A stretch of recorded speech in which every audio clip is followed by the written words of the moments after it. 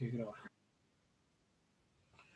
Bueno, pues muchas gracias por su asistencia. En este momento somos... tenemos un poco de personas en sala de espera. Por eso estaba esto un poco raro.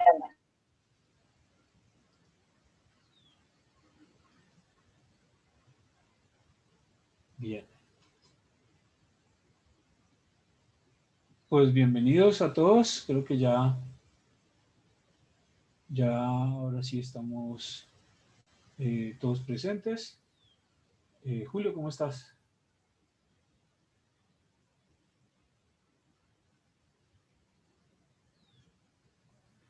¿Qué tal? Muy buenos días. Si gustan, podemos dar un par de minutos por si más personas se van a incorporar ahorita por el cambio de sala. Ok, aquí estoy en eso.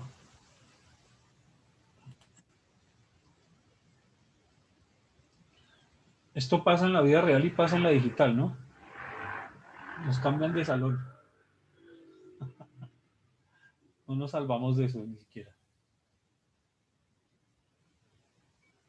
En todo caso voy a estar aquí pendiente y además de eso vamos a ver si puedo hacer una cosita acá.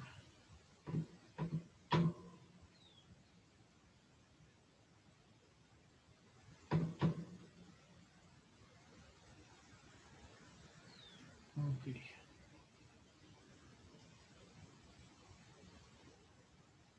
Bueno.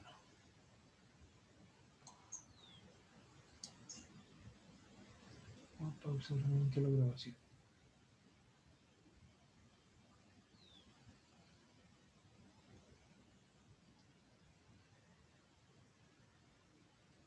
¿Cómo has estado, Julio? ¿Cómo van las cosas? Bien, gracias. Todo muy bien. Espero que todos estén bien de salud, que en sus casas también la situación no haya llegado a tener enfermos, aunque veo que cada vez eso va a ser menos frecuente por lo visto. Por lo menos para nuestros países que parece que estamos creciendo en números de contagiados en vez de disminuir.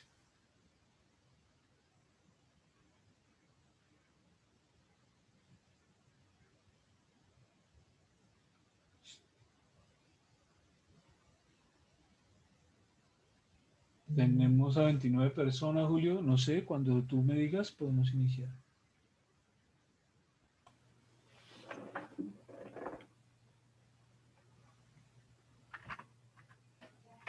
Perfecto. Si gustan, podemos ir iniciando con la presentación. Bien. Estupendo. Muy bien. Pues muchísimas gracias. Muy buenos días a todos.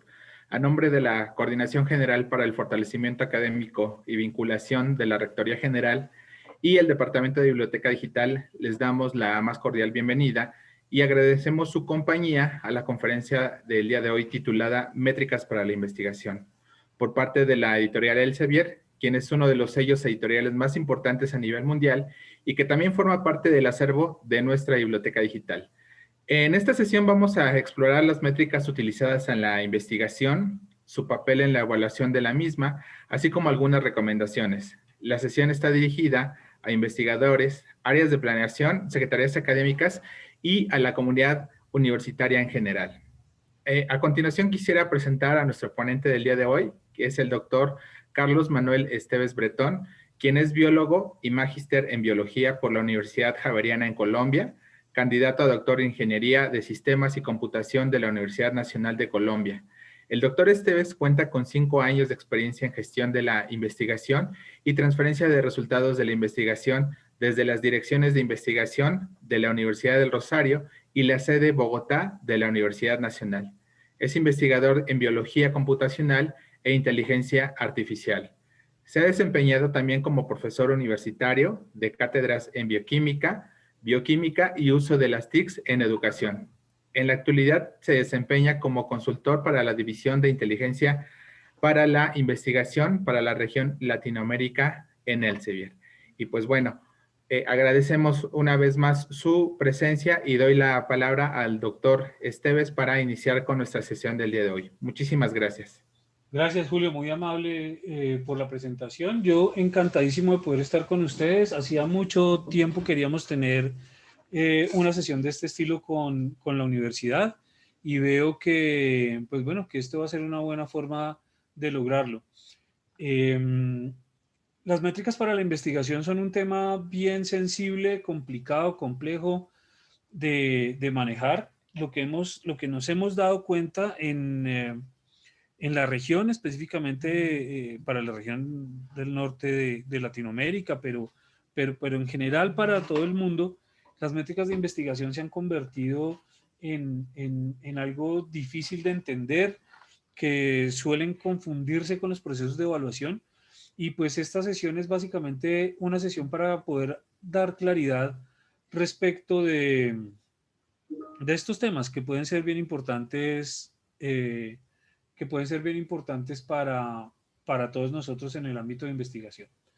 Entonces, pues bueno, ya Julio hizo el favor de presentarme, no creo que vaya a hacer absolutamente nada más al respecto y entremos a charlar al respecto. A menos que usted tenga datos, no puede tomar decisiones informadas. Estaría actuando con base en opiniones y rumores. Esto es una premisa de la actualidad de la humanidad, ¿no? La avalancha de información, la cantidad de información en todos los aspectos que tenemos en el mundo ha hecho que nuestras decisiones estén basadas en datos. Eh, y de otra forma se considera que no tenemos no pensamos que tenemos la suficiente evidencia para poder generar una opinión.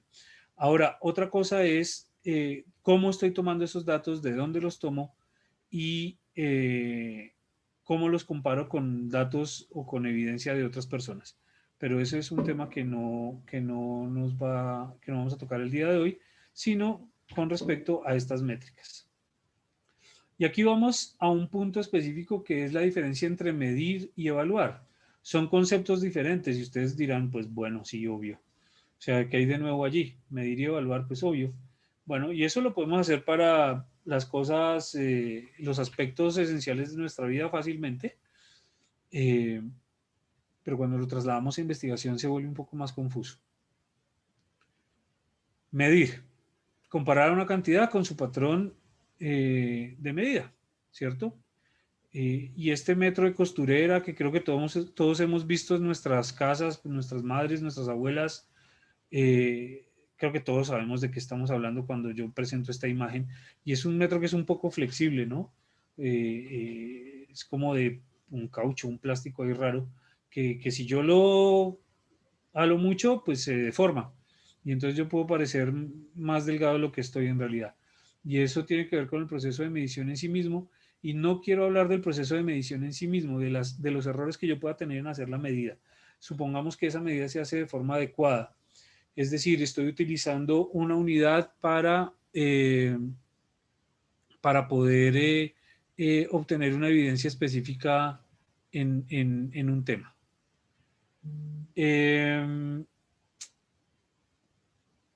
Ustedes me dan un segundo porque necesito tener ayuda aquí.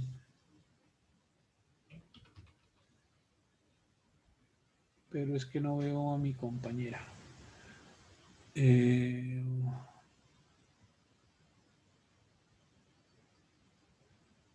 No veo a mi compañera.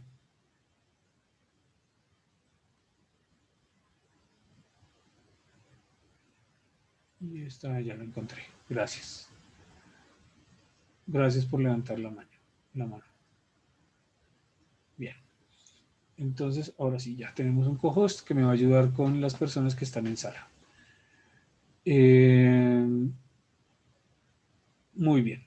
Entonces, como les decía, esto puede generar una serie de inconvenientes y que tenemos que tratar con mucho cuidado.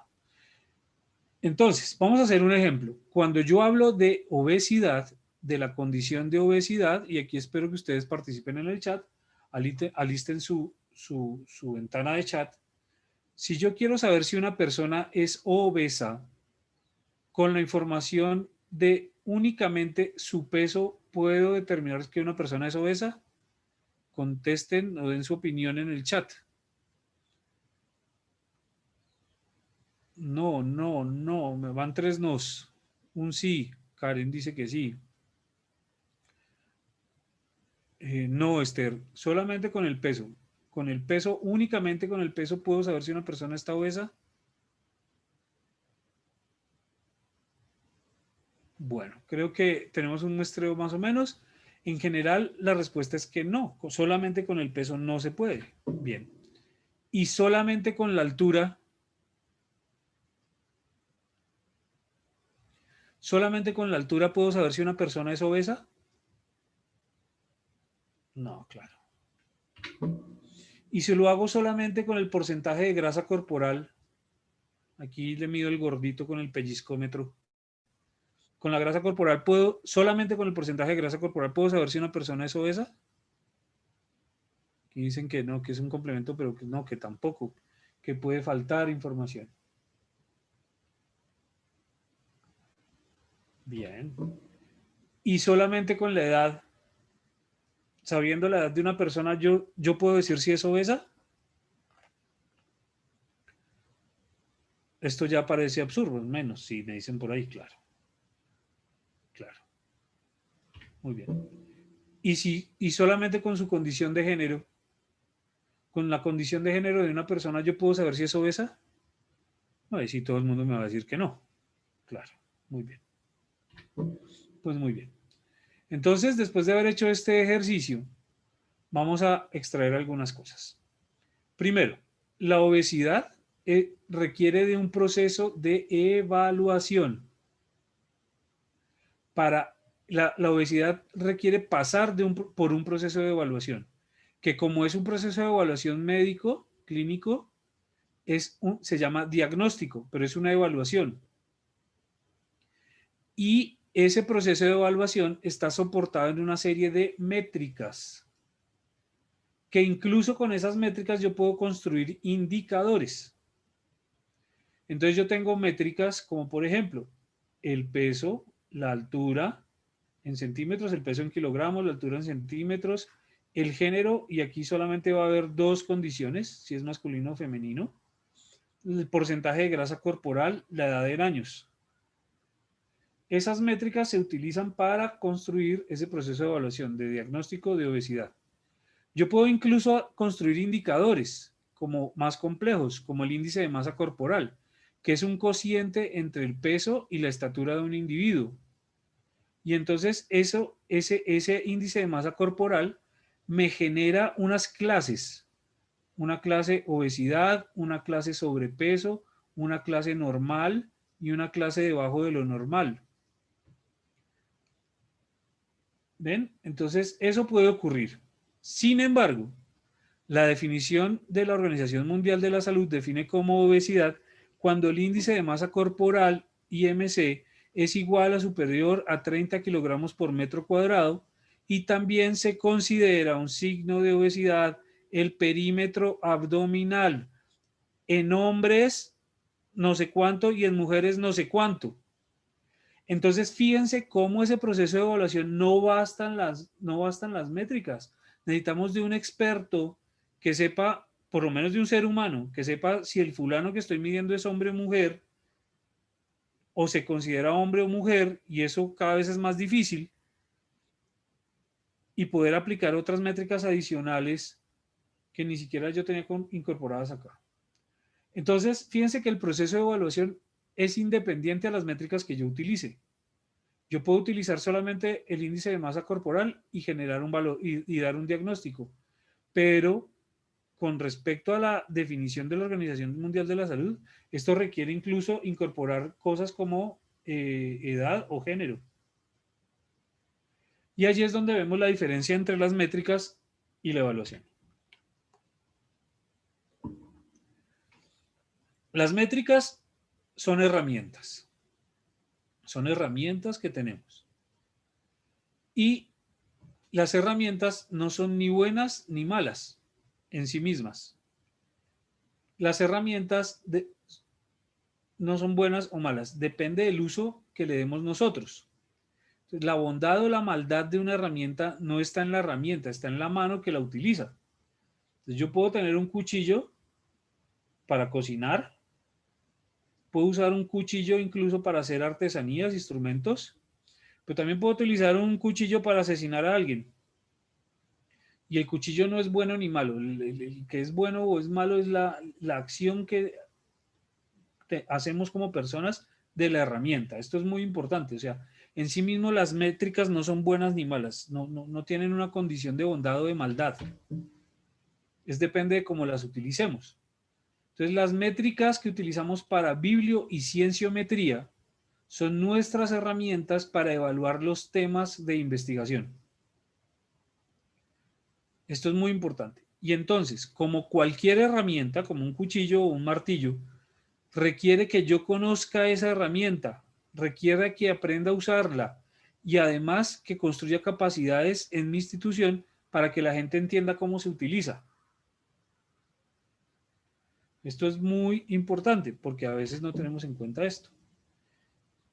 Y entonces, con respecto a la evaluación, ¿qué evalúo yo? ¿Qué cosas quiero evaluar? Esta es una frase de Antonio García Romero, en una publicación del 2014, en donde dice que la evaluación para la investigación es crucial para asignar recursos, sobre todo cuando son escasos, de modo eficiente. Entonces, en economías como las nuestras de países en vías de desarrollo, en donde el presupuesto de investigación cada vez se ve más reducido, y ustedes lo saben con los últimos modificaciones que se han hecho en el país, pues bueno, se van reduciendo los recursos, pues bueno, yo tengo que priorizar de alguna forma cómo voy a asignar esos pocos recursos de investigación. La evaluación de la investigación es una forma de hacerlo. Ahora, ustedes podrían decir, bueno, pero eso es una forma neoliberal mercantilista de utilizar la investigación. Y tendrían toda la razón de hacerlo. Es una forma de hacerlo. No quiero decir que sea la forma o para eso es, única y exclusivamente, pero puede servir para priorizar. Y cuando yo hablo de evaluar la investigación, no estoy hablando de una sola dimensión. Y aquí es muy importante que tengamos en cuenta que cuando estamos hablando con una persona de evaluación de investigación, me cerciore de antemano de qué estamos hablando de investigación, de evaluación de investigación, porque hay diferentes dimensiones. Yo puedo estar hablando de evaluar la investigación a escala micro o macro. Macro, por ejemplo, a nivel de la institución o a nivel del país o a nivel de la región o a nivel de la ciudad. Y micro, puedo estar hablando de la evaluación de la investigación de mi proyecto o de un aspecto específico de mi proyecto de investigación. Ese es con respecto a la escala. Pero también puedo estar hablando en términos de alistamiento tecnológico o cosas similares al alistamiento tecnológico. Si es investigación básica, si es investigación aplicada o si es desarrollo, las métricas de investigación son distintas. Entonces pensemos que para la investigación básica yo puedo estar midiendo, por ejemplo, pHs o temperaturas. Si es investigación aplicada, yo tengo que mirar, por ejemplo, si la conversión de una sustancia a otra se da lo mismo en mililitros que en hectolitros.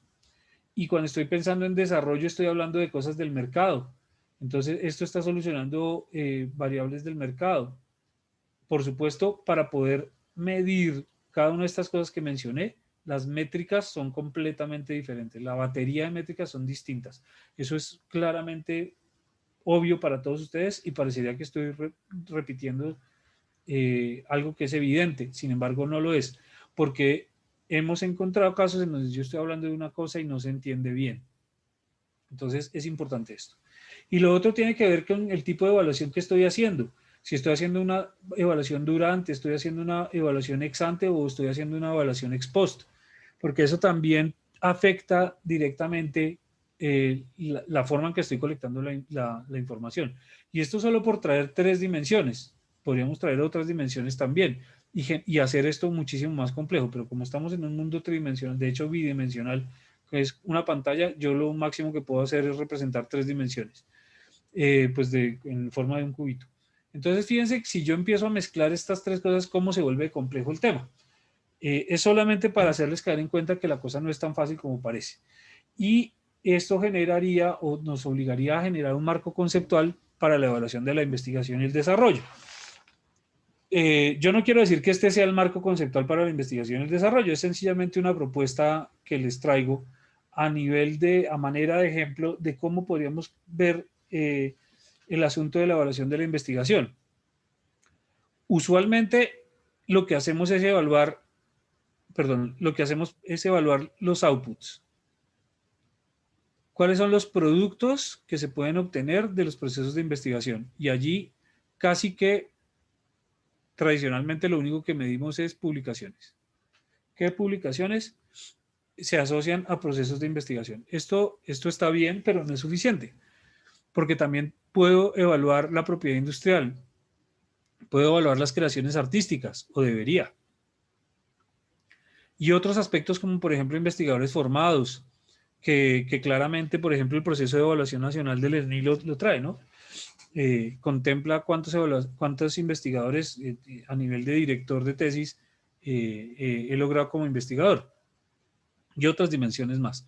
Pero esto es solamente para ejemplificar básicamente en qué se basan los procesos de evaluación, el modelo, el marco conceptual. Actualmente es casi que exclusivamente basado en outputs.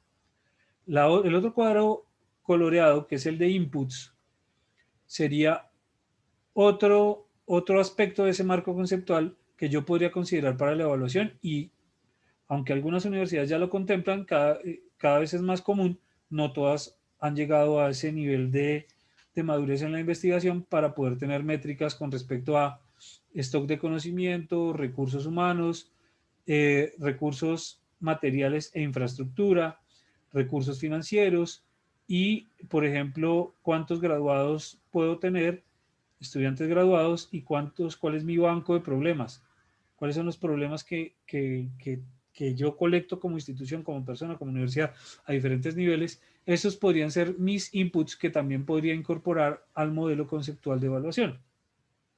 Como les digo, algunas instituciones ya lo están haciendo. Y hay otros dos que requieren otros grados de madurez. Los impactos, por ejemplo, es una discusión abierta hoy día en el mundo. ¿Qué es un impacto de la investigación? ¿Cómo mido un impacto de investigación? ¿Cómo colecto los impactos de investigación? Y solamente para traer algunos ejemplos, impacto científico en forma de citas, en forma de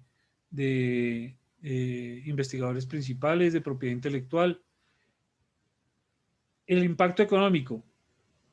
Mi investigación generó empleo, innovación, fue motor de impacto social, mejoró la calidad de vida de alguien, disminuyó el desempleo, aumentó los años de vida, bueno, no sé, tantas formas de medir esto. Calidad asistencial, ahora tengo un protocolo clínico que es mejor. Y el político, mi investigación logró impactar la toma de decisiones políticas y con esto se generó una nueva ley, un nuevo decreto que ahora va a afectar a todo un país o a todo el mundo,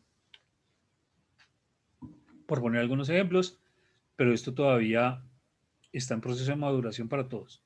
Y yo creo que el último es este de procesos, a nivel de procesos, porque esto requiere un nivel de madurez más alto. Entonces, es poder saber cómo es la dinámica del trabajo de los investigadores, la difusión de investigación, cómo se realiza esa difusión de investigación y qué resultados tiene. ¿Cuál es el apoyo técnico? ¿Cuánta gente hay en la institución que me dé apoyo técnico y no como investigador me toque a mí hacer todo? Apoyo administrativo de gestión, en el mismo sentido. Formación de nuevos investigadores, cómo son esos procesos, cómo la universidad está tratando todo el tiempo de darme nuevos profesores asistentes o nuevos estudiantes de posgrado que me ayuden en esos procesos a disminuir tiempos, por ejemplo, aumentar eficiencia. ¿Cuál es la interacción con la tarea docente y de extensión? Entonces, pues sí, una cosa es la investigación y el desarrollo, bueno, la investigación sola, y eso cómo riñe o no con mi tarea docente, con mis objetivos y mis metas docentes, y si tengo algunas tareas de extensión, cómo las llevo a cabo, por ejemplo. Entonces, hablábamos de un modelo de madurez de la capacidad de gestión de la institución, en donde podemos pensar en que hay un nivel inicial, en donde los procesos son impredecibles, casi no hay control sobre eso y actúo de forma reactiva. Entonces, me invitaron a un proyecto de investigación, listo, vamos a hacerle.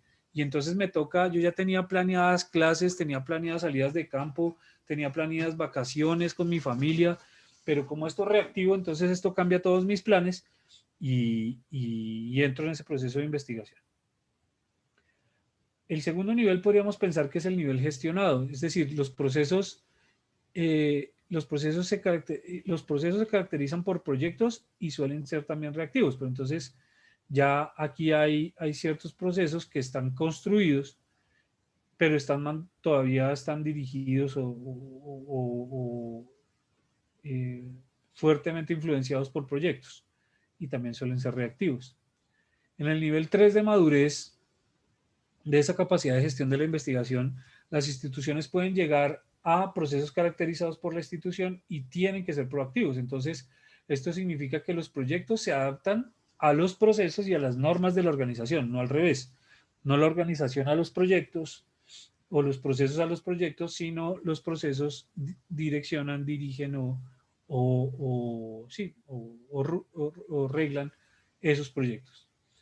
Ya cuando estamos en el nivel 4 de maduración, que puede ser un nivel donde ya se gestiona de forma cuantitativa, hay procesos medidos y controlados. Esto significa que ya hay un sistema de información de investigación establecido, con métricas que se colectan ya durante un tiempo, se ven los patrones, etc. Y ya al nivel 5, optimizando esa investigación, pues entonces el foco está en el mejoramiento de los procesos. Esto es como chofer de Fórmula 1, como el Checo Pérez, que ya no es solamente dar la vuelta, sino cómo hago para mejorar y optimizar, por qué lado, dónde tengo que frenar. Ya todas las minucias de todos los días se tratan de optimizar para que ese proceso sea óptimo. Entonces, dentro de ese marco, pues necesitamos métricas, ¿no? Necesitamos evaluar para saber si estamos haciendo bien, si lo estamos haciendo mal, si lo estamos haciendo regular. Eso es muy importante.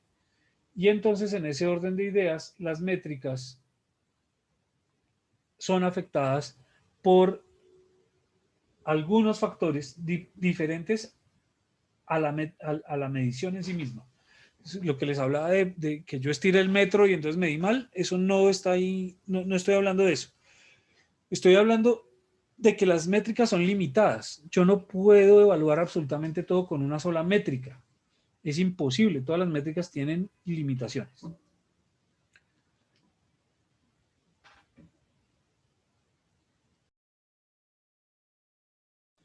Perdón. ¿Y eso cómo lo ejemplificamos? Para poder tener una evaluación absoluta necesito tener una visión, múltiples visiones de un todo. Y esta es una parábola que era india, un cuento indio que después se volvió esta ilustración. Y es que yo tengo unos ciegos que los ponen a evaluar qué es lo que están tocando. Y entonces, para este señor que cogió la oreja del elefante, pues entonces esto puede ser un tapiz. Pero para este que le cogió la trompa puede pensar que es una serpiente. Este que le está tocando el colmillo puede pensar que es una lanza. Este señor puede pensar que es el tronco de un árbol, este una pared y este una soga. Y hasta que no hablen y se pongan de acuerdo y no miren la evaluación de todas sus métricas, no van a poder tener la vista del todo, no van a tener una vista absoluta, en donde yo me aproxime mucho más a la realidad. El asunto de las métricas es que todas tienen limitaciones y solamente evaluar con un par de métricas o una sola no me va a dar una visión de la realidad objetiva, me va a dar una visión muy, muy sesgada de la realidad. Entonces, ¿cuáles son esos factores que afectan las métricas? El primero de ellos es el tamaño.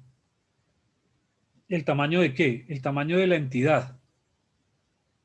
Entonces, entidades de mayor tamaño tienen más cosas. Esto está muy fácil. Pregunta entonces para los honorables asistentes. Atención, pues, listos a contestar.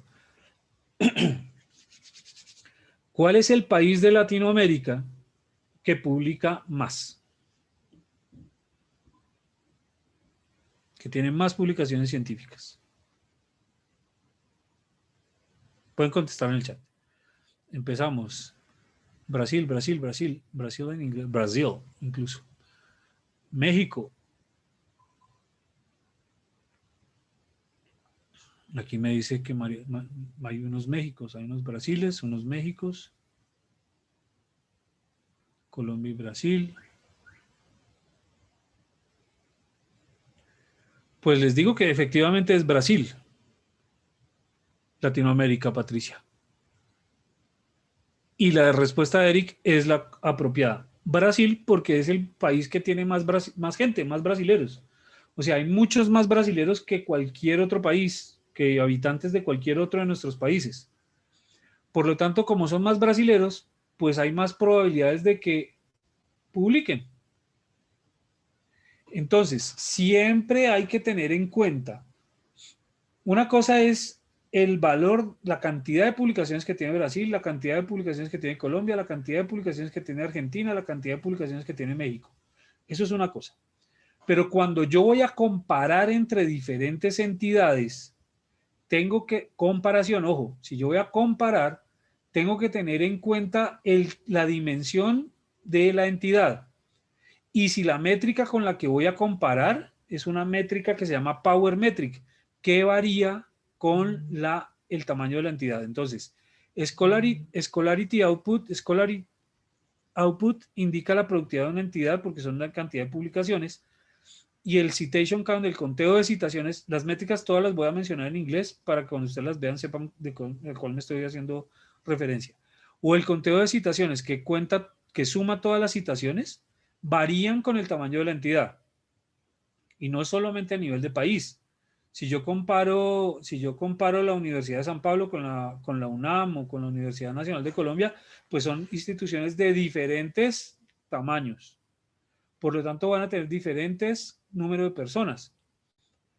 ¿Qué tengo que pensar siempre? ¿Cuál va a ser el denominador que le voy a poner ese valor? Entonces, si son 100 publicaciones, dividido ¿cuánto? Dividido el número de habitantes, dividido el número de matriculados, dividido el número de investigadores, dividido el número de estudiantes de doctorado. ¿Cuál va a ser ese denominador con el cual voy a normalizar para poder hacer comparaciones justas? Si no, voy a hacer comparaciones injustas. Y lo que queremos en este mundo es justicia, que le hace falta tanta. Entonces, el tamaño es el primer factor que altera las métricas. El segundo es la disciplina. No la disciplina del colegio, sino la disciplina, el área disciplinar. Las personas que trabajan en diferentes disciplinas tienen unas epistemologías, unos devenires de la forma en que hacen investigación diferente. Y la forma en que se expresan esos resultados de investigación son diferentes. Entonces, la cantidad de publicaciones no quiere decir que uno es mejor o peor que otra persona. Eso lo que quiere decir es que posiblemente somos de distintas disciplinas. Y hay que ser muy cuidadoso en eso. Es decir, yo no puedo comparar a una persona de neurociencias con una persona de artes y humanidades con una métrica que no esté normalizada. Porque la cantidad de publicaciones esperadas para las personas de neurociencias no es lo mismo que para artes y humanidades o para ciencias de la Tierra o para física. Y eso está dado por la epistemología del conocimiento. Eso es una cosa que no tiene que ver con las publicaciones. Entonces tengo que utilizar métricas que estén ponderadas, que ponderen por área del conocimiento, por disciplina. Y métricas que me sirven para eso son estas. File Weighted Citation Impact, Publication in Top Journal Percentiles, SNP y SJR, pero SNP y SJR no sirven para personas, solo sirven para revistas. Entonces estas me sirven para personas y estas me sirven para revistas. Si yo quiero comparar dos revistas de diferentes áreas disciplinares, Tengo que utilizar métricas que ponderen por área del conocimiento, como lo hacen SNP o como lo hace JR. No lo puedo hacer ni con factor, no lo puedo, no, sí, de poder sí lo puedo hacer, pero no está correcto hacerlo con métricas absolutas, como por ejemplo SciScore o el factor de impacto. Yo no puedo comparar una revista de antropología y una revista de medicina por el factor de impacto. No se debe hacer, porque tienen diferentes devenires epistemológicos y las frecuencias de publicación y de citación son distintas. Si quiero comparar papayas con peras o manzanas con peras, tengo que hacerlo con métricas que me permitan comparar, normalizar por valores disciplinares como el SNP o el SJR. ¿Por qué se da eso? Por la frecuencia de las publicaciones, la longitud de la lista de referencias bibliográficas, de los artículos de las disciplinas y por el número de coautores. Piensen ustedes que, por ejemplo, en matemáticas, ¿dónde está matemáticas? Por acá. En matemáticas hay un área de las matemáticas que es la topología. Y en la topología hay muy pocos investigadores en el mundo. Y en las áreas dentro de la topología, pues hay menos. Entonces, hay áreas de topología en donde puede haber vivos actuales en el mundo, puede haber 10 personas en el mundo. Entonces, ¿cuál va a ser la frecuencia de publicaciones que va a tener una persona que trabaja en topología? Pues bajita. Y las referencias bibliográficas pues van a ser corticas. Y el número de coautores puede que no sea ninguno. O en filosofía, por ejemplo. En filosofía un profesor me decía que si publica en coautoría se ve sospechoso. O en historia. Mientras en áreas como en física de partículas de altas energías, todos esos experimentos que salen del CERN, que son 1500 o 2500 autores, pues por favor, la frecuencia de publicaciones es súper alta, las listas de referencias y los coautores son inmensas. Entonces no es comparable si no se normaliza. Esto es muy importante que ustedes lo tengan en cuenta y que paremos de hacer comparaciones de personas de diferentes disciplinas con métricas que no son las apropiadas. Hay que utilizar las métricas apropiadas para compararnos entre diferentes disciplinas. Otro factor es el tipo de publicación. Entonces no es lo mismo publicar un libro que un artículo de revisión con respecto a las citaciones esperadas. Entonces, para un libro yo espero cierto número, cierto promedio de citaciones y para un artículo de revisión espero cierto promedio de citaciones. Y dependiendo del tipo de documento que yo publique, pues las citaciones esperadas van a ser distintas. Entonces, yo no puedo esperar muchas más citas para un artículo que para un capítulo de libro. No es correcto. Y no puedo comparar personas en donde las tipologías de documentos son distintas. Sabemos perfectamente que para ciencias sociales, artes y humanidades, por ejemplo, los libros y los capítulos de libros son una forma preferencial de expresar su investigación, sus resultados de investigación. Mientras, por ejemplo, para biología, como yo, son usualmente artículos de revisión o artículos en conferencia o artículos científicos. ¿Dónde están? Artículos. Entonces, fíjense que los niveles de citación son diferentes. Esa variabilidad, esa diversidad, hay que entenderlo. Afortunadamente, hay métricas que nos permiten ponderar por tipo de publicación. ¿Cuál? File Weighted Citation Impact me permite, me permite ponderar por tipo de publicación. Entonces, el File Weighted Citation Impact también me pondera por área disciplinar y por tipo de publicación, lo cual lo hace mucho más fuerte para comparar cosas disímiles de diferentes áreas. Otra característica que tal vez no tenemos en cuenta con mucha frecuencia es la cobertura de la base de datos que estoy utilizando. Entonces, el sitio en donde yo hice el cálculo, con la fuente de información que yo hice el cálculo, lo debo mencionar claramente, porque si no puedo incurrir en terribles injusticias. Hay que considerar la base de datos para determinar la cobertura geográfica de la base de datos y la cobertura disciplinar. Entonces, si yo hago una comparación utilizando la información que está en cielo, tengo que tener en cuenta que eso tiene una cobertura geográfica y una cobertura disciplinar. Y y este efecto de la cobertura se plantea mucho en artes y humanidades, ¿no? En ciencias sociales, porque es que esa cobertura es determinante. Entonces no es lo mismo buscar tener un índice H de Scopus que tener el índice H en Google Scholar, que tener el índice H del repositorio de la universidad o que tener el índice H de, bueno, de Web of Science. Porque son bases de datos diferentes y eso hay que entenderlo. Entonces, por favor, cuando se hable de las métricas, también es importante ponerles apellido y decir de dónde se obtuvo la información. Y la última es el tiempo. Entonces, el paso del tiempo es muy importante en la colección de citas, ¿no? Eso lo sabemos. Y además de publicación. Si yo tengo 20 años de vida, la probabilidad que haya publicado un artículo de investigación no es lo mismo que si tengo 20 años de investigador. Entonces, métricas como el índice H o el impacto de citación se ven afectadas por el tiempo. Y yo tengo que normalizar. Por eso se inventaron además el índice H, 5, que hace la evaluación del índice H, pero solo para los 5 más recientes años.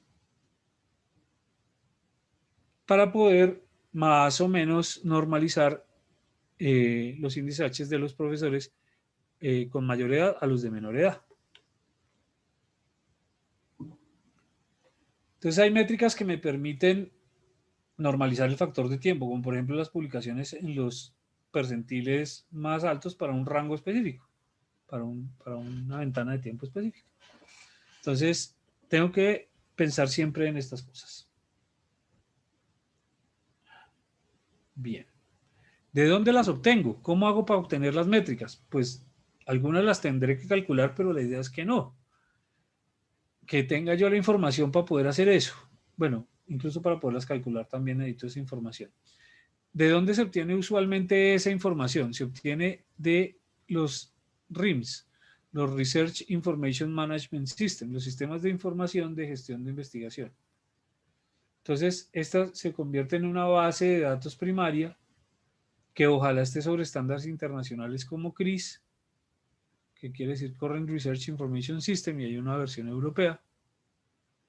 Y bases de datos como nuestro repositorio institucional, que debe estar en la capacidad de colectar métricas de los productos de investigación que se ponen en el repositorio, ¿no? Y debe extraerlas para que yo las colecte, no tengo yo que calcularlas, no debería. Entonces, en estos sistemas de gestión de investigación que hay, pues están los productos de investigación vigentes, lo que está relacionado con propiedad industrial, es decir, patentes, diseños industriales, marcas, etcétera. El financiamiento captado por proyectos, los equipos en los cuales se trabajó, los impactos que se obtuvieron, lo que se ha hablado de la universidad en medios, las actividades, servicios y premios, la historia institucional, los investigadores, por supuesto, todas sus afiliaciones, toda la colaboración de los investigadores que están produciendo esto. Y las métricas tienen que ser 5C. Tienen que ser 5C. Cuando estoy hablando de procesos tan delicados como una evaluación. Entonces yo tengo que asegurarme que las métricas que estoy colectando sean completas, que no le falte nada, que sean correctas, que estén bien calculadas, que estén bien conectadas, es decir, que yo sepa que esa métrica combina con esta otra, o que la complementa, o que son incompatibles, que sean actuales, no que sea una métrica por allá de hace un año o hace 2 años, sino que sean actuales y que sean que estén ajustadas a estándares, por ejemplo, ¿no? A normatividad como CRIS, como PENAIRE, etc. Dentro del universo de las métricas hay unas métricas que se solicitan cada vez más, que son las métricas abiertas. Métricas abiertas. Las métricas abiertas además tienen que estar estandarizadas y tienen que ser estables. Yo no puedo calcular una métrica hoy que mañana cuando la vuelva a calcular me dé otra cosa distinta. Las métricas tienen que ser estables. Bajo las mismas condiciones tienen que darme lo mismo. Por toda la eternidad. No que hoy sí y el año entrante, pues no, mira que no daba eso. Entonces, unas universidades del Reino Unido construyeron este sistema de métricas que se llama Snowball Metrics y la identifican por este icono de un copito de nieve con una C dentro. ¿Qué es Snowball Metrics? Pues bueno, como les decía, fue creado por unas universidades del Reino Unido, se probaron, se vieron que fueran estables y que se pueden utilizar gratuitamente en el desempeño de la educación superior. Entonces, yo ya tengo algunas plataformas que me las calculan o yo podría generar una plataforma que las calcule. Si yo voy a generar una plataforma, claramente nadie me va a cobrar por montar la plataforma y calcular. Pero yo sí podría cobrarle a una institución que quisiera que yo le hiciera el cálculo, que son dos cosas distintas.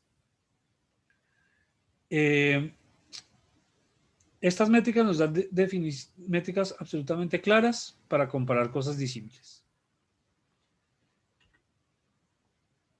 En el momento que ustedes vayan teniendo preguntas, por favor, pueden irlas consignando para ver si podemos contestarlas ahora. Bien, entonces, lo que les decía, ¿no? El Snowball Metric genera unas cosas que ellos llaman recetas, que son los métodos para obtener esas métricas, y están abiertas, de forma tal que ustedes pueden ir a la página de Snowball Metrics y revisarlas, y criticarlas, y aportar, y todo lo que ustedes quieran, o utilizarlas como inspiración para generar nuevas métricas. Entonces, son muy importantes. Y hablando de métricas abiertas, pues estas métricas son bien importantes. Hay otras métricas, como por ejemplo las que colecta PlumX, que aquí vemos su infografía, y esa infografía tiene que ver con las 5 clases de métricas que se colectan en PlumX. Una es de citaciones, la otra es de social media, etcétera, etcétera. Ya vamos a ver eso en detalle. Y se representan por este muñequito que se llama el Plum Print, en donde tengo círculos de diferentes tamaños dependiendo de la cantidad de métricas que haya recolectado el objeto el cual se le están obteniendo esas métricas. PlumX obtiene versiones de artículos, pero además de los artículos también rastrea versiones de los editoriales, Green Open Access, preprints y otra serie de otras versiones, ¿no? Otra serie de tipologías de publicaciones, de artículos. Además de eso tiene una cobertura inmensa, más de 7.700 millones de publicaciones de objetos, digamos, tienen calculadas métricas por Plum.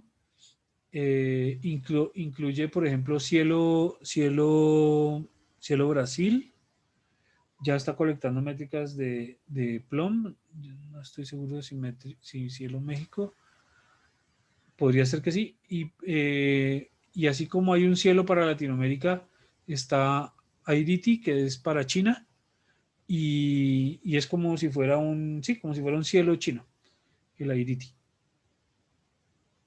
Y también calcula para IDT. Entonces la cantidad de objetos que está calculando son brutales.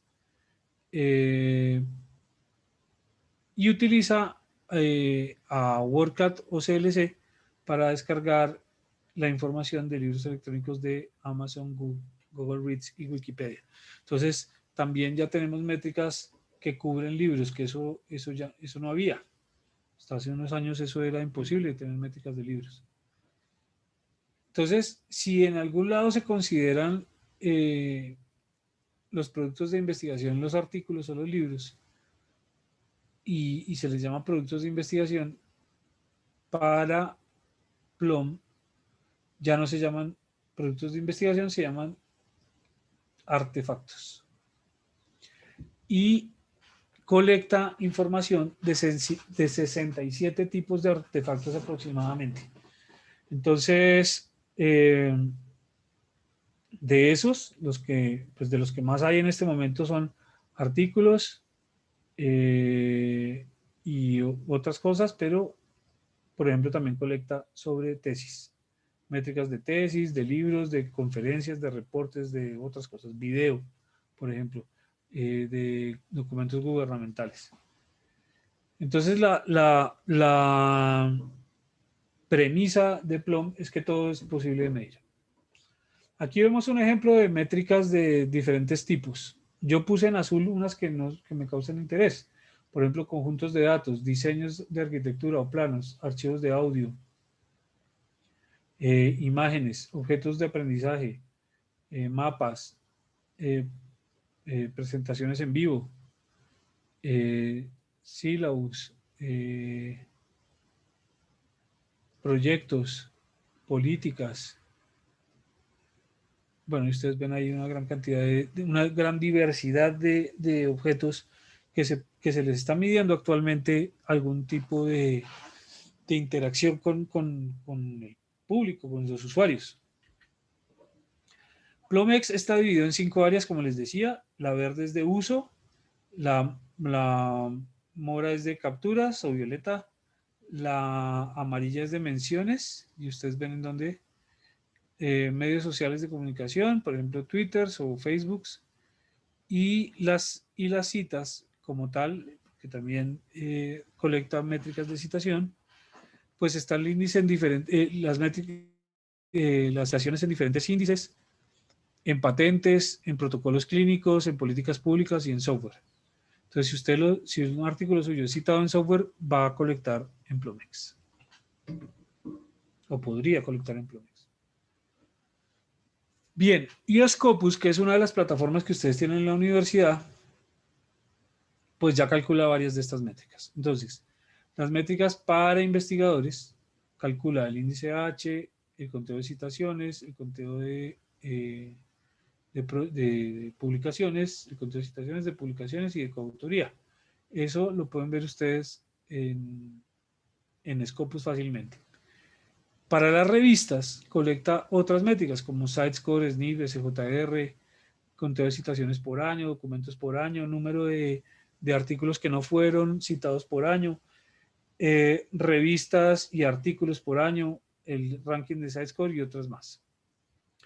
Y para los artículos, el conteo de citaciones, el FWCI, las métricas de alternativas y la comparación de citación. Estas son las que ustedes pueden encontrar en Scopus, y en Saibal, que es otra plataforma de Elsevier, pues hay más de 30 métricas de investigación que ustedes podrían mirar. Algunas de ellas alternativas y otras no. Por ejemplo, aquí está colaboración, está el impacto de la colaboración, pero también está el número de vistas de publicación o el conteo de vistas, que son métricas alternativas, no necesariamente de redes sociales, porque son vistas, pero alternativas. Bien, entonces vamos a ver algunas métricas, algunas de las métricas para que ustedes las tengan en cuenta.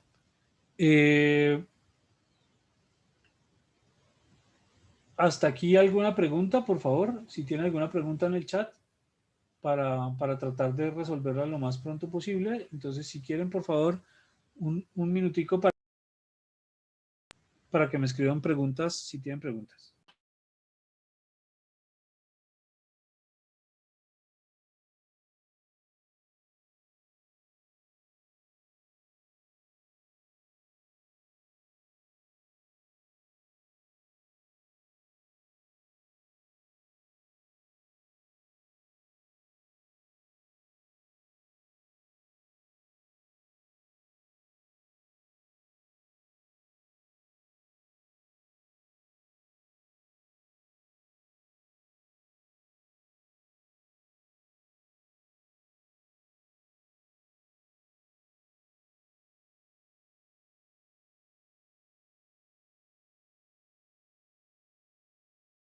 Bien, entonces aquí vemos una de Luis Mario,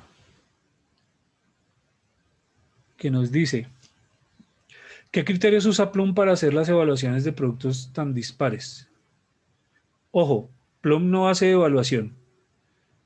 Luis Mario, volvemos al principio. Una cosa es la evaluación y otra cosa son las métricas.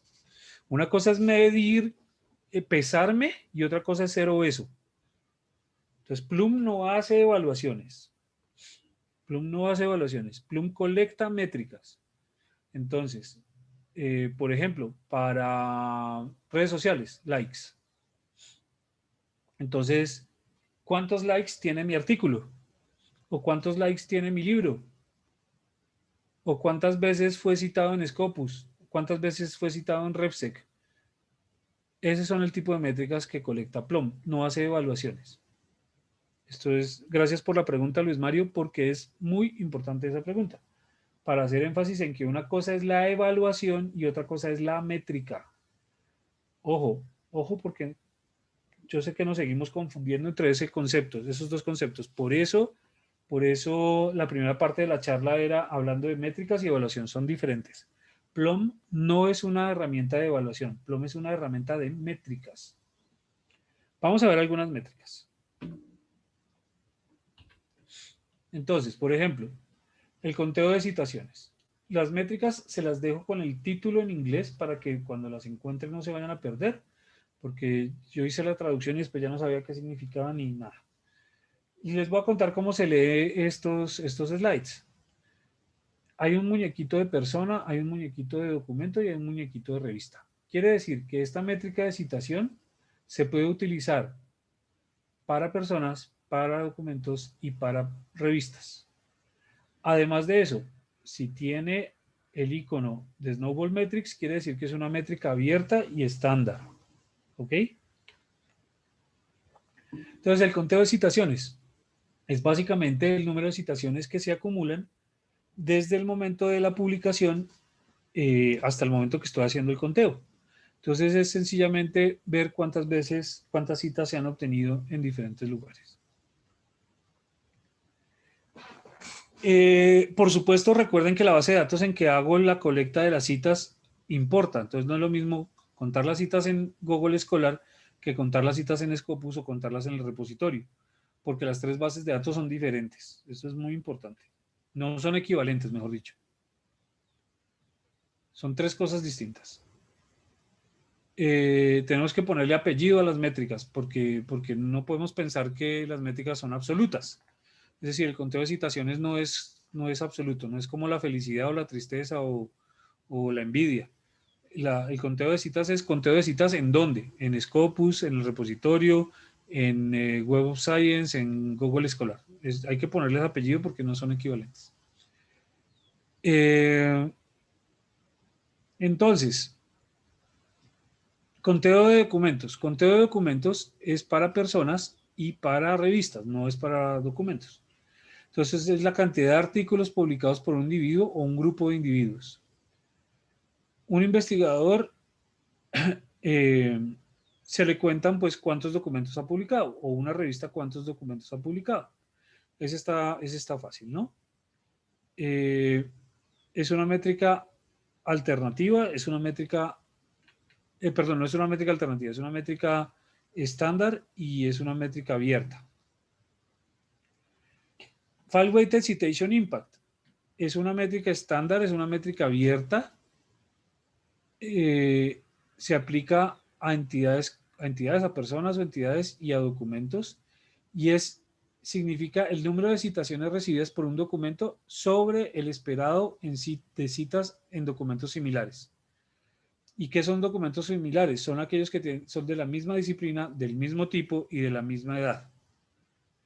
¿Qué significa? Cuando el FWCI es igual a 1, cuando el FWCI es igual a 1, significa que tuvo el rendimiento esperado frente a la media mundial. O sea, la media mundial de FWCI es 1.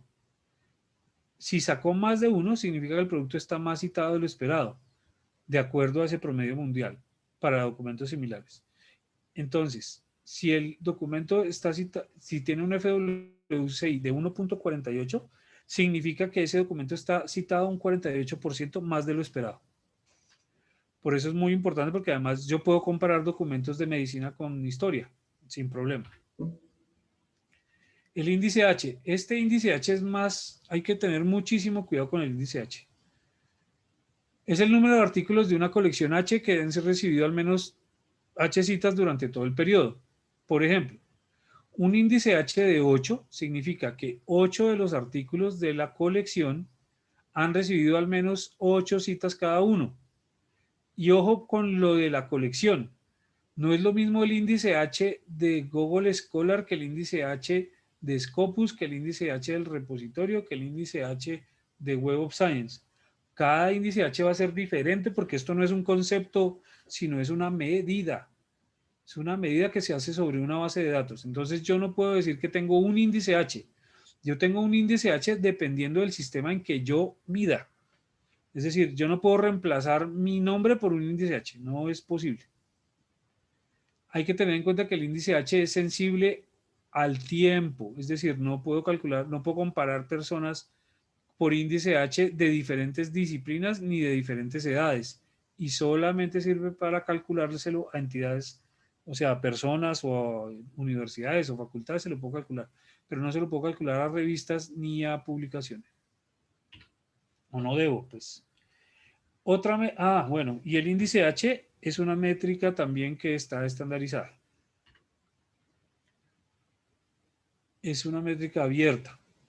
El site score, primero que todo, es una métrica de revistas.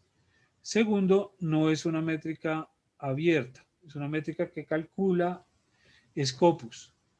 El site score en un año, el site score se calcula a las publicaciones en un año, el site score de un año se calcula de las publicaciones en los 4 años anteriores sobre los documentos de las citas en los 4 últimos años sobre los documentos en los últimos 4 años. 4 años, esto cambió. 4 años, ¿por qué? ¿Por qué 4 años de citas? Porque en artes, ciencias y humanidades, por ejemplo, las citas se demoran mucho en llegar, se demoran años, que se llama la maduración de una cita, la maduración de citaciones de un artículo. Entonces, el SiteScore ahora está siendo generoso y más consciente de las diferencias que hay entre disciplinas.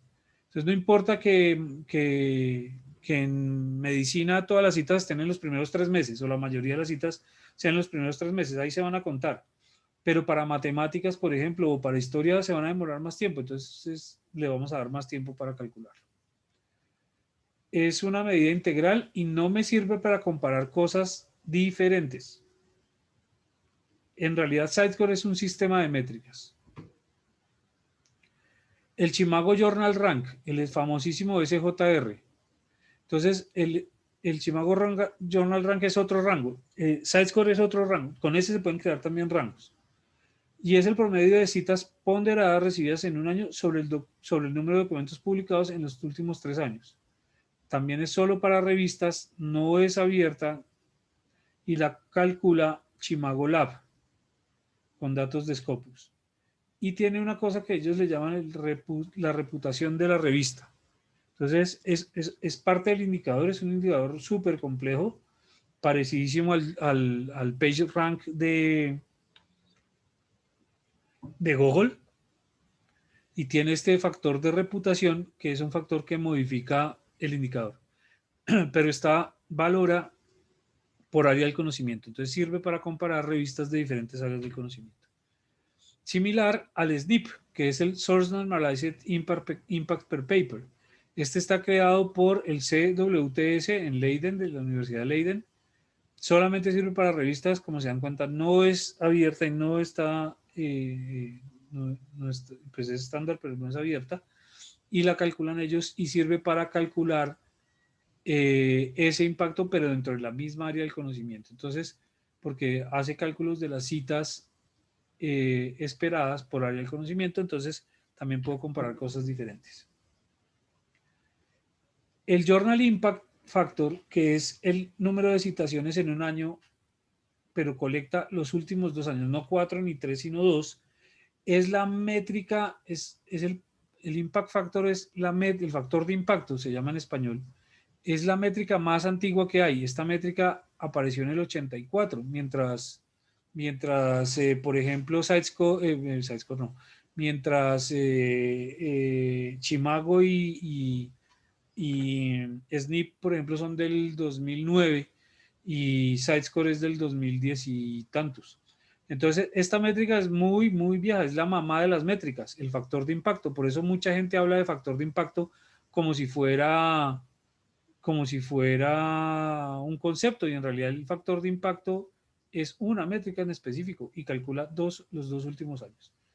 Esta métrica la calcula Web of Science, por lo tanto tampoco es una métrica abierta y solamente está disponible en las plataformas de Web of Science, es decir, en Web of Science, de Clarivate, perdón, que es Web of Science. Esta métrica es la métrica de actividad en línea, entonces es el número de usuarios que añadieron un artículo a su biblioteca personal. Esta es una métrica alternativa, pero no es una métrica, pero además es métrica abierta.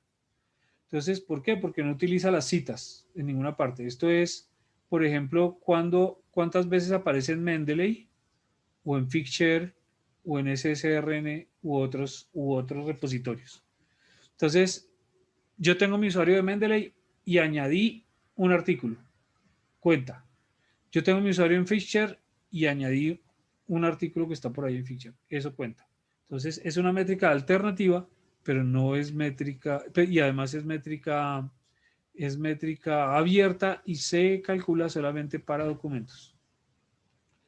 Lo mismo que Scholarly Commentary Online, que es el número de menciones en blogs científicos o sitios web académicos.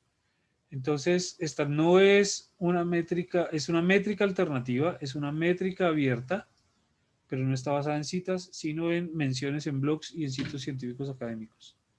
Social Activity Online, que es el número de menciones en sitios de microblogging. Antes había más, ahora quedan Twitter, Facebook y Google+, ya eso ya pasó a mejor vida. Bueno, eso no hay que explicarlo mucho, creo que todos lo entienden.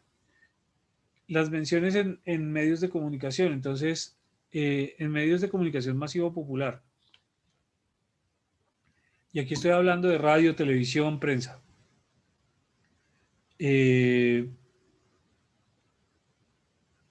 Entonces aquí tengo esa presencia de medios. Esta es una métrica alternativa, también es métrica abierta para documentos. Percentiles, bueno, comparación de los percentiles, voy a decirlo en inglés, percentile benchmark para artículos. Entonces, es que comparación no es la traducción exacta. Benchmark de los percentiles. Compara artículos de la misma edad, área temática y tipo de documento en una ventana de 18 meses. Entonces, cuanto más alto sea el punto de referencia del percentil, mucho mejor. Esta es una métrica que calcula Scopus para las citas. Y no es una métrica abierta. Sin embargo, esta sí. Productos en los percentiles más altos. Entonces, en las revistas de percentiles más altos, ¿cuántos documentos tengo yo? Y yo puedo mirar eso para las para las revistas del percentil 25 más alto. Es decir, el percentil 25 es equivalente al cuartil 1, porque los cuartiles tampoco son una medida, son una distribución estadística, lo mismo que los percentiles. Entonces, el percentil 25 es equivalente al cuartil 1, pero el cuartil 1 se puede dividir además en percentiles. Entonces, yo puedo ver el percentil 10, el percentil 5, el 7, el 8, el 9 o el 1. Y yo puedo calcular, o está estandarizado, que esta medida se calcule para percentil 1, 5, 10 o 25. Es decir, que ya ni siquiera se contempla el percentil 50, que sería el cuartil 2. Bueno. Recuerden que los cuartiles son una medida de distribución estadística, no una métrica. Bien, y vamos a entrar a sugerencias para el proceso de evaluación. Estas métricas que les acabo de presentar son poquiticas, en realidad tenemos más de 80 métricas para medir la evaluación. Es un universo grandísimo, pero el tiempo no nos da para que las veamos todas. Seguramente será un trabajo que tendremos que hacer con la universidad para que ustedes puedan tener conocimiento de todas las métricas pues bueno, por lo menos de toda una buena cantidad de métricas para la evaluación que les puedan servir a ustedes para sus procesos de investigación, perdón, que les sirva para procesos de evaluación o comparación. Entonces, hay unas sugerencias para la evaluación científica de investigación. Esta es una opinión de Veronique de Hert, que habla sobre los aportes científicos que son diferentes a los productos citacionales. Entonces, básicamente lo que dice es que en los procesos de evaluación de la investigación, los sistemas de recompensas de los investigadores se basa en quiénes colaboran más, y eso tiene efecto sobre la calidad y la apertura de la investigación. Y también hace otra crítica. Cuando la métrica se convierte en un objetivo, no conduce a problemas de calidad de la investigación y a malas prácticas, ¿no? Entonces, hay que tener en cuenta eso. Y habla sobre el acceso abierto. Sin embargo, dice que aunque tenemos esa herramienta del acceso abierto, todavía no se ha desarrollado lo suficiente estrategias para poder utilizar el acceso abierto en forma tal que se vea beneficiado el conocimiento y, digamos, la evaluación de la investigación de una persona. Pero además de eso, Andrew Plum, que es el director de evaluación científica del CEBIER, nos habla de otra cosa, nos habla que el sistema de remuneración es inseparable a los incentivos y la cultura de la investigación. Esto es muy difícil, o sea, es muy difícil separar los sistemas de incentivos de la cultura de investigación. Y tenemos que llegar a un estado futuro, ¿cierto? Para esos sistemas de remuneración que deben ser abiertos, mucho más justos y que necesita reconocer y recompensar qué valoramos en la investigación. ¿Cuáles son esos comportamientos que valoramos en la investigación? Algunos de los indicadores que tenemos hoy día tienen algún valor, pero tal vez no le estamos dando el énfasis por donde tiene que ser. Y volvemos a lo mismo. Entonces, estos indicadores y estas métricas sí nos sirven, pero no les estamos dando el valor adecuado en los procesos de investigación, de evaluación.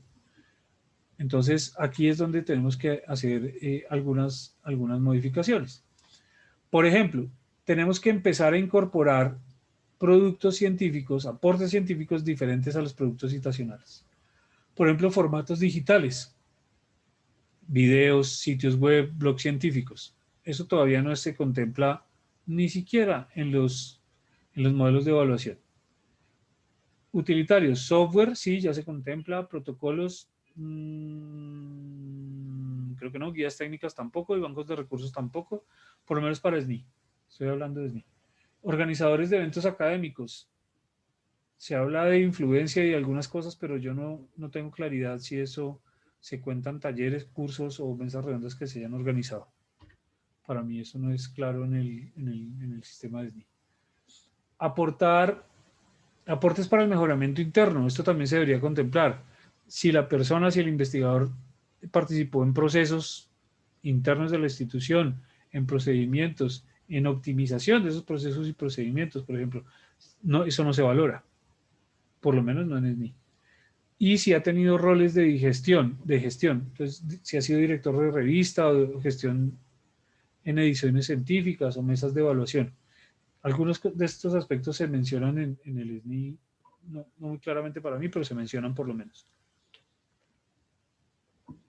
Y tenemos aspectos cualitativos, no todo es cuantitativo en el mundo, hay aspectos cualitativos que debemos valorar. Por ejemplo, la autorreflexividad y transparencia. Entonces, procesos cualitativos de reflexión de los equipos de investigación con respecto a sus decisiones, a sus valores. Referencias de utilidad. ¿Cómo se pueden aplicar los resultados? ¿En qué? En problemas sociales, en problemas ambientales, tecnológicos. Entonces, pues no es necesario valorar más allá de eso. Oiga, entonces sí, este producto de investigación o esta investigación tiene alguna utilidad, por ejemplo. Eso, sencillamente eso. Visión sistémica, sin decir que esto sea mejor o peor si lo tiene o no lo tiene. Es cualitativo, es de estado. Una visión sistémica. Estamos alineados con un marco más amplio de investigación, por ejemplo, los Objetivos de Desarrollo Sostenible, que declaró las Naciones Unidas. ¿Estoy alineado con eso o no estoy alineado con eso? Y la participación y diversidad. Estoy siendo reflexivo con, por ejemplo, la diversidad de mi equipo de investigación o la diversidad de la comunidad en la que trabajé, de otros agentes. Pensemos en los impactos políticos y sociales, ¿no? Hay, como les decía, sobre los impactos es un tema abierto de discusión. Y hay algunos criterios que se plantean para mirar los impactos, ¿no? La coparticipación de la sociedad en la investigación, el compromiso social de la investigación, si tiene impacto en los derechos humanos, por ejemplo.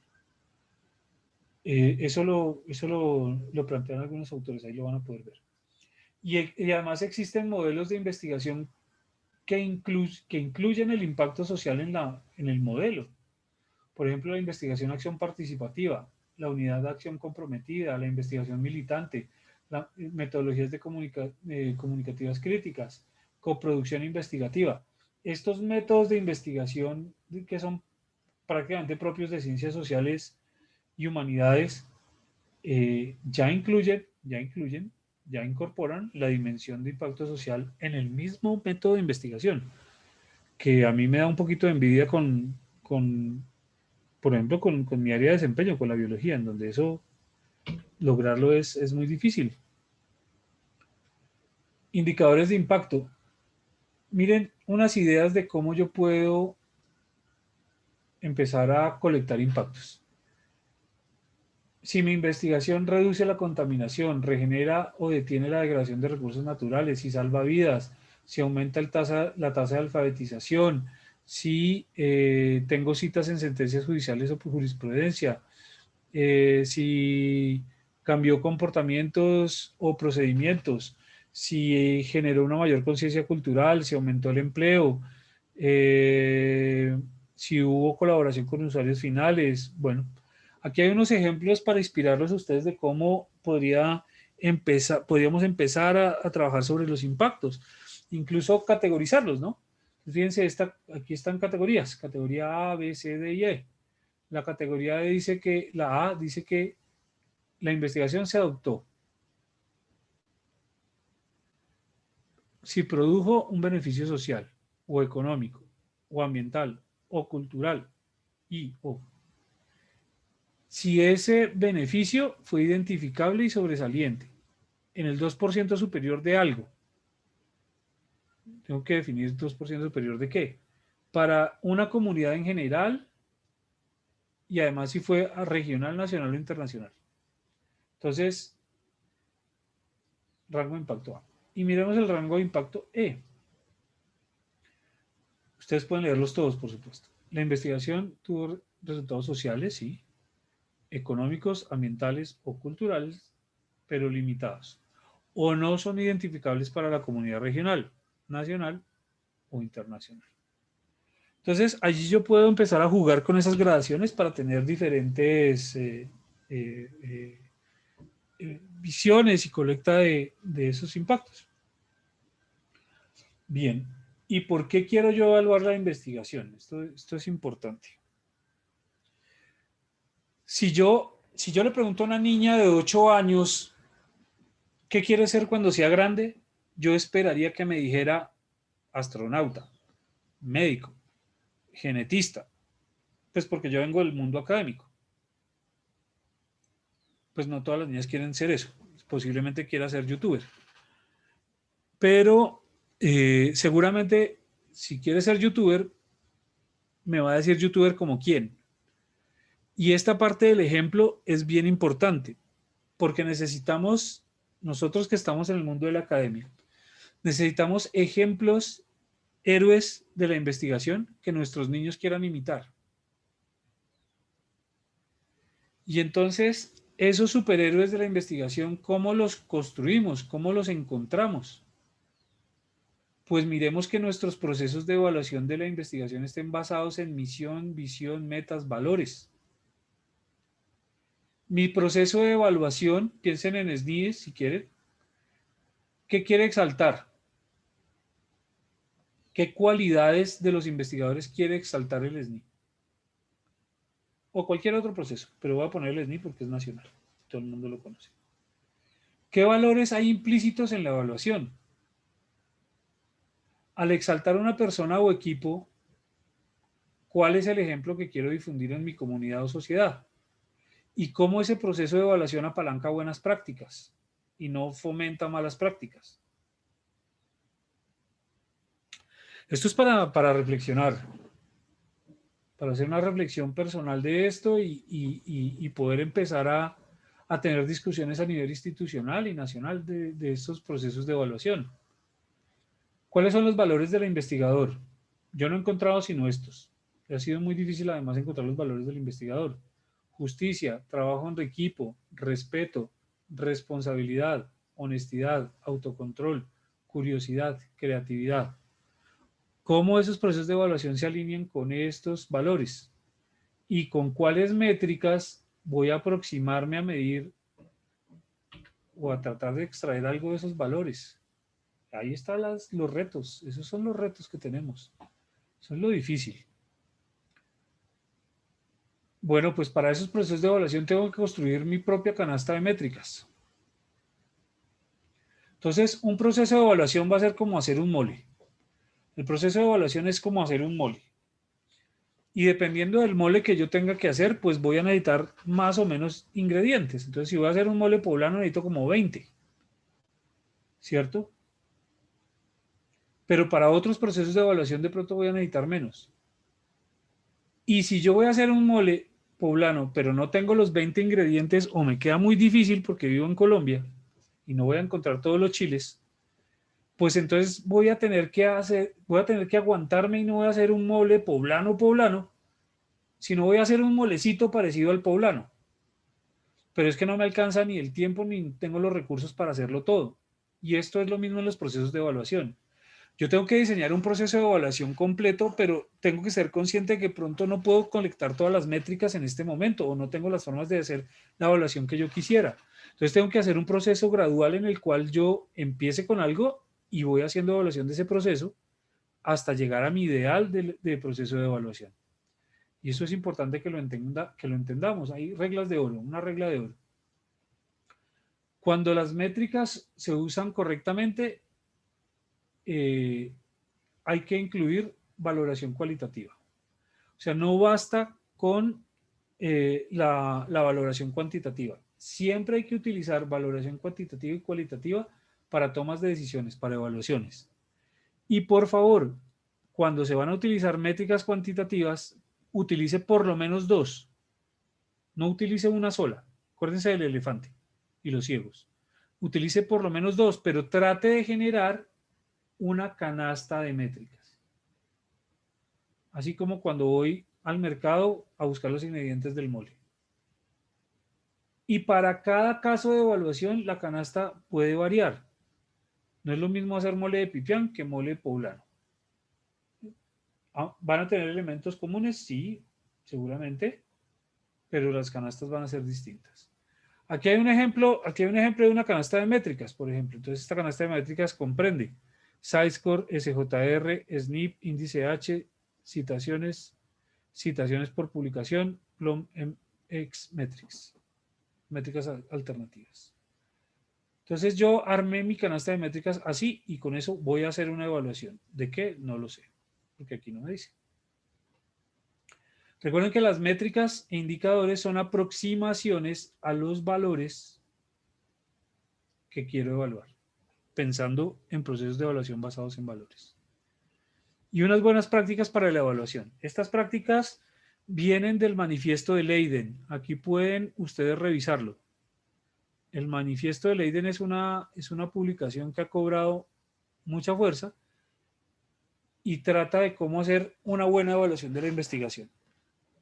Lo primero que me dice es que la evaluación cuantitativa debe apoyar la evaluación cualitativa y experta, que mida el rendimiento en relación de las misiones de investigación y la institución, el grupo o el investigador, que proteja la excelencia de la investigación de relevancia local, muy importante, que mantenga la recopilación de datos y procesos analíticos abiertos, transparentes y sencillos, que permita que los evaluados verifiquen los datos y el análisis, que tenga en cuenta las variaciones por campo del conocimiento en citaciones y en publicaciones, de eso ya hablamos suficiente, que la base de la evaluación de los investigadores individuales, que base la evaluación de los investigadores individuales en un juicio cualitativo de su trabajo de investigación, que evite la concreción mal aplicada y la falsa precisión, porque a veces se cree que, bueno, el factor de impacto estoy calculándolo con 14 cifras decimales, cuando la base de datos de información pues no me proporciona la información para poder hacer ese cálculo actualmente. Entonces,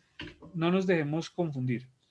Que reconozca los efectos sistémicos de la evaluación y los indicadores. Hay algunos procesos de evaluación que producen malas prácticas y que examine los indicadores regularmente y los actualice. Esas son las recomendaciones del manifiesto de Leiden.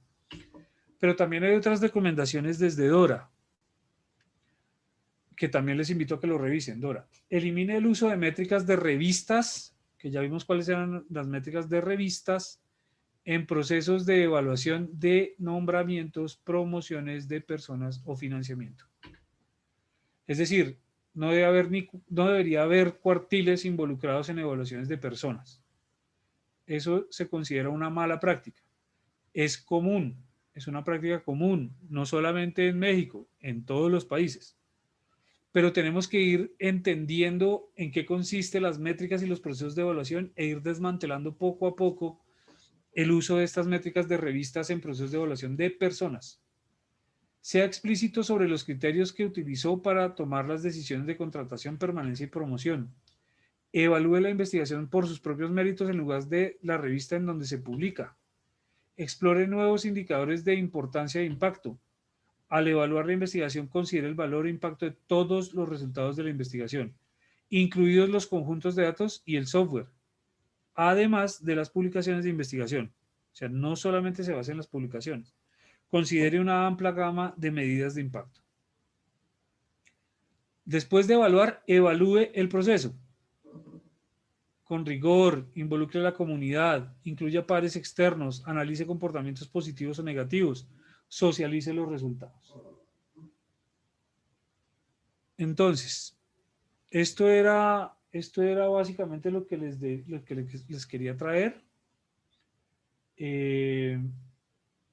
Si ustedes tienen otra pregunta, creo que tenemos un tiempito todavía. Sí, tenemos unos minutos para, para preguntas que estoy seguro que debe haber. Creo que el tema es complejo, sin duda, y que seguramente pues debe haber algún tipo de inquietud de su parte. Y tenemos el chat abierto pues para que ustedes las hagan.